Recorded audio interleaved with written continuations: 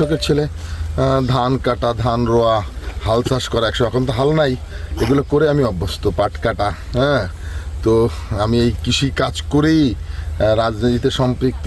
ধান কাটার মৌসুম, এই মৌসুমে আসলে এত লেবার পাওয়া খুব কষ্টসাধ্য, এবং আমি যতটুকু জানি অনেক মানুষ কষ্ট করছে, তারা টাকা দিয়েও কোনো লেবার খুঁজে পাচ্ছে না। 1100 থেকে 1200 টাকা একজন লেবার নিতে হচ্ছে, তাও পাওয়া যাচ্ছে না। সেজন্য আমরা উদ্যোগ নিয়েছি আমাদের দল থেকে যে গরিব অসহায় যারা কিষাণ কিনতে পারছে না, সামর্থ্য নাই, তাদেরকে ধানটা কেটে আমরা যদি বাড়িতে দিয়ে আসতে পারি, কিছুটা হলেও মানুষ উপকৃত হবে। সেই ভাবনা থেকেই আমরা সিদ্ধান্ত নিয়েছি, এবং আশা করছি এখন থেকে 1 সপ্তাহ আমরা এই ধান কাটা মৌসুমে আমরা মানুষকে সহযোগিতা করব। এটাই আমাদের প্রত্যাশা, মানুষ যাতে তার সারা বছরের যে রুজি এই ধান দিয়েই সারা বছর সে খাবে, ভাত খাবে, সেজন্য এই ধানটা যেন স্বাচ্ছন্দ্যভাবে সে তার ঘরে তুলতে পারে।